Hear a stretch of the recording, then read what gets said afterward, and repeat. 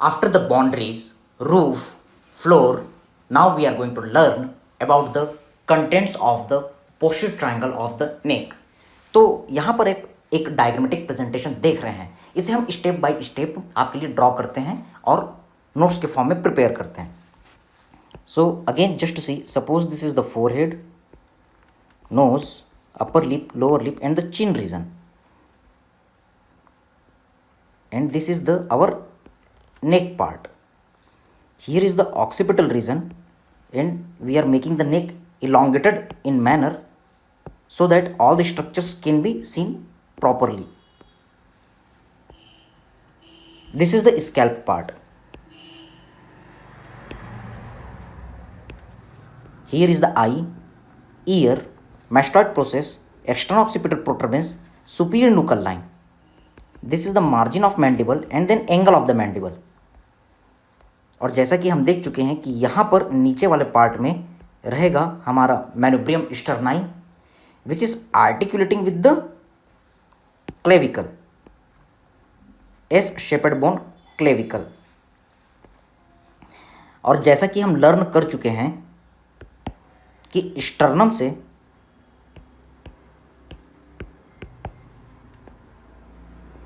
और क्लेविकल के 1/3 पार्ट से स्टर्नोक्लीडोमास्टॉइड निकल करके मास्टॉइड प्रोसेस में इंसर्ट होने के लिए रन करता है. Yes, this is the sternocleidomastoid muscle and here the muscle which is located that is the trapezius.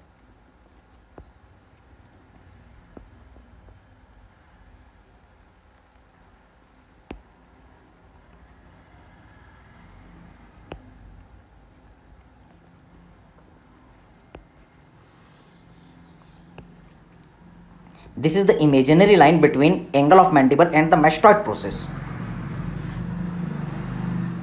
तो ये posterior triangle of the neck के मेन कंटेंट क्या हैं? Just along the posterior border of the sternocleidomastoid at the middle point, there is one single point is located from where various nerves are coming. This point is known as nerve point. तो इसके अंदर से एक nerve निकलेगी और वो angle of mandible की तरफ रन करेगी. Here it is dividing anteriorly in anterior division and posteriorly posterior division. क्योंकि ये नर्व हमारे ऑरिकल का सबसे मेन नर्व है. That's why this is known as the great auricular nerve. तो इस नर्व का नाम क्या है? Great auricular nerve. नेक्स्ट, दूसरी नर्व जो होती है वो ऑक्सीपिटल बोन की तरफ रन करती है, कोर्स में स्मॉल होती है. That's why this is lesser occipital nerve. अगली नर्व जो है वो इससे निकली मोटी सी नर्व होती है और वो posterior triangle of the neck के कंटेंट के फॉर्म में रन करती हुई ट्रेपेजियस के अंदर चली जाती है. Yes, it is running on the deeper side of the trapezius to supply the trapezius muscle also. तो ये नर्व स्टर्नोक्लीडोमास्टॉइड से निकली और ट्रेपेजियस में जाकर के खत्म हो गई. आपको हिल्टन लॉ याद है? जो नदी जहां रहती है, जहां बहती है, उस एरिया को सप्लाई करती है. क्योंकि ये नर्व हमारे स्टर्नोक्लीडोमास्टॉइड से निकली और ट्रेपेजियस में जाकर के खत्म हो रही है, तो ये दो मसल को सप्लाई करती है. बहुत सिंपल सा लॉजिक है. कौन कौन सी दो muscle? Yes, sternocleidomastoid and trapezius. So this is the spinal accessory nerve. इसके दो रूट होते हैं, हम देखेंगे. While there is the one nerve which is coming down to supply the above the clavicle region. तो इसका नाम क्या होगा? Supraclavicular nerve. इसके 3 डिवीजन होते हैं, मीडियल, इंटरमीडिएट और लैटरल. 3 डिवीजन होते हैं सुप्रा क्लेविकुलर नर्व के. इसका रूट वैल्यू क्या होगा? C3, C4, C5. और यही सेम रूट वैल्यू हमारा होता है फ्रेनिक नर्व का. इस कारण लीवर, गॉल ब्लैडर और स्प्लीन का पेन कहाँ रिफर्ड होता है? राइट टिप और left tip of the shoulder, क्योंकि यहां पर same root value C3, C4, C5 के डिविजन्स होते हैं. रिफर्ड पेन का कॉन्सेप्ट जिसे हम एब्डोमेन पार्ट में देख चुके हैं. नाउ सी, एक नर्व जो होगी वो गले में आगे की तरफ रन करेगी. क्योंकि ये गले में आगे की तरफ रन कर रही है, that's why it is known as anterior cutaneous nerve of the neck.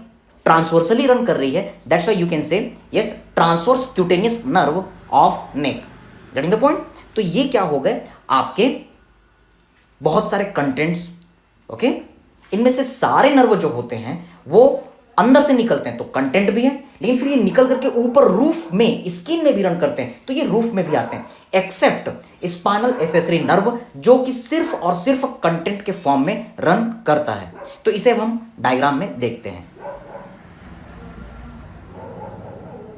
Yes, all the important MCQs I have shown in here for your notes. तो यहां पर हमने सारी चीजों को शो किया हुआ, फिर से रिवाइज करते हैं। Yes, this is the nerve point. ये नर्व पॉइंट से कौन सी नर्व निकल रही है? You can see the great auricular nerve which is very important MCQ. इसका रूट वैल्यू है C2 C3। अगर आपको एक आंसर ऑप्ट करना है तो आपको C2 के थ्रू रन करना है। यस, एमसीक्यू आया हुआ है, this is the ventral primary rami of the C2 C3 division great auricular nerve. हम इसे देखेंगे कि ये जो एंट्री डिवीजन इसका होता है वो एंगल ऑफ मैंडिबल को सप्लाई करता है। ओके, तो ये क्वेश्चन बार बार आया हुआ है। This is the correlation with the anatomy, ENT, surgery as well as medicine. Okay, तो ये जो एंट्री डिवीजन होता है इसका डर्माटोम जो होता है वो C2 C3 डर्माटोम होता है। ओके, और इसका डायरेक्ट कोरिलेशन है ग्रेस सिंड्रोम के साथ, सॉरी फ्रेस सिंड्रोम के साथ, जिसे हम स्टडी करेंगे हमारे ऑरिक्यूलो टेम्पोरल नर्व सिंड्रोम वाले पार्ट में, पैरोटिड ग्लैंड ओटिक गैंग्लियन वाले पार्ट में। ये क्वेश्चन आपका लगातार 2018-19 नीट पैटर्न एम्स में आ चुका है। सर्जरी में भी इसका क्वेश्चन आया हुआ है। It supplies the shaving area. Okay, तो इसके साथ हमको इसे कोरिलेट करना है। जबकि इसका जो पोस्टीरियर डिवीजन होता है, you can mark here, posterior division जो होता है वो great part of the auricle को सप्लाई करता है। तो ये भी आपका अलग से एमसीक्यू आया हुआ है। The major part of the pinna, the main nerve supply of pinna, answer is great auricular nerve, but better to remember posterior division. Entry division किसको सप्लाई कर रहा है? आगे की तरफ एंगल ऑफ मैंडिबल, पीछे की तरफ ऑरिकल और scalp. Okay, now see here, it is supplying the scalp and the greater part of the auricle. पीछे की तरफ जो नर्व जा रही है ऑक्सीपिटल रीजन की तरफ, लेजर ऑक्सीपिटल नर्व। और 11th नर्व के बारे में मैंने आपको बता दिया है। Yes, you have to remember one more fact, this one. Okay, 11th cranial nerve के दो रूट। ओके, एक ब्रेन से आता है, that is known as the cranial root, जबकि एक स्पाइनल कॉर्ड से आता है, that is the spinal root. Okay, ये जो क्रेनियल रूट होता है ये वेगस नर्व के साथ मिल जाता है। This cranial root access help to the vagus nerve, इसलिए हम इस 11th क्रेनियल नर्व को एसेसरी नर्व कहते हैं। Now it is meeting with the 10th nerve and making the one complicated one bunch of the nerve. क्योंकि ये vagus nerve और accessory nerve के मिलने के कारण बना है, that's why it is known as vago accessory complex. और इसके साथ में आप देख रहे हो कि ये जो वेगो एसेसरी कॉम्प्लेक्स है ये दो बहुत इंपॉर्टेंट स्ट्रक्चर पैलेट और फेरिंग्स को सप्लाई करता है। Again it is the MCQ, all the muscles of the palate and the pharynx they are supplied by the vagus nerve. Very nice answer, but better answer vago accessory complex। और उससे भी अच्छा answer होता है pharyngeal plexus। Okay, तो हम इसे देखेंगे हमारे पैलेट फेरिंग्स पार्ट में, लेकिन अभी आपको वेगो एसेसरी कॉम्प्लेक्स का फॉर्मेशन किस तरीके से होता है ये आपको पता होना चाहिए। Now see here the spinal root. Yes, spinal root is running from the nerve point to the sternocleidomastoid, और फिर ये पीछे posterior triangle of the neck में चला जाता है और फिर डीप टू ट्रेपेजियस चला जाता है। That's why very important MCQ that sternocleidomastoid as well as trapezius they are supplied by the spinal root, while the palate and the pharynx muscle they are supplied by the cranial root helped by the vagus nerve। और भी हम बाद में पढ़ेंगे pharyngeal plexus के बारे में। Okay, so after this knowledge come to the next part. Yes, हमने यहाँ पर देखा कि इस नर्व पॉइंट से क्या निकलेगा? Supraclavicular nerve. Yes, there is the presence of the supraclavicular nerve, और ये सुप्राक्लेविकुलर नर्व के तीन पार्ट है, मीडियल, इंटरमीडिएट, लैटरल। तो हम अपर लिम्ब पार्ट के साथ इसे को रिलेट करते हैं कि ये जो इंटरमीडिएट सुप्राक्लेविकुलर नर्व होता है वो क्लेविकल को पियर्स करता है। तो इसकी कहानी हम बाद में देखेंगे।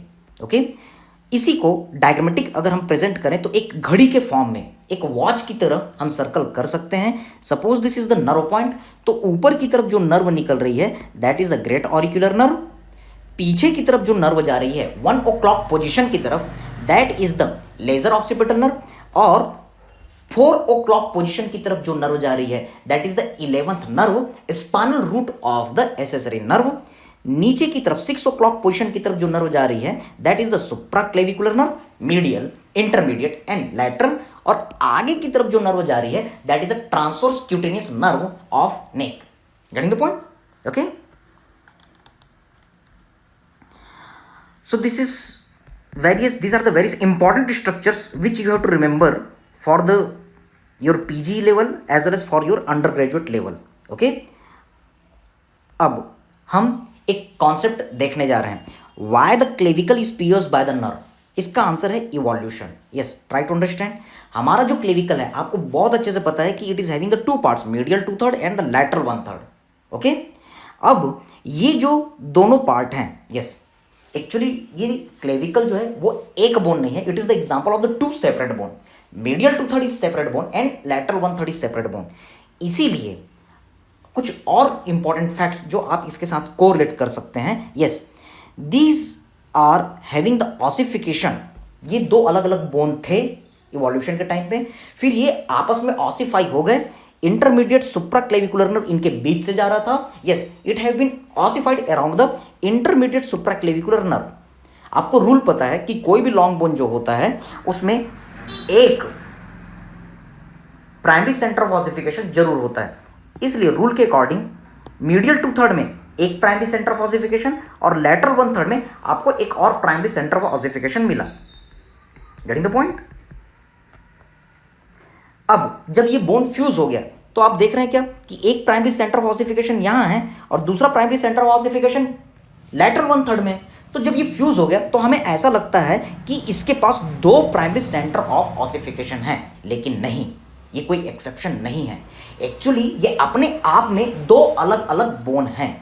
ये बात और है कि आपस में फ्यूज होकर के ये एक सिंगल बोन बन गया। और ये किसके चारों ओर ऑसिफाई हो गया? इंटरमीडिएट सुप्राक्लेविकुलर नर्व के चारों ओर। इसलिए हमें ऐसा लगता है कि ये एक ऐसी बोन है जिसे नर्व पियर्स कर रही है। Getting the point?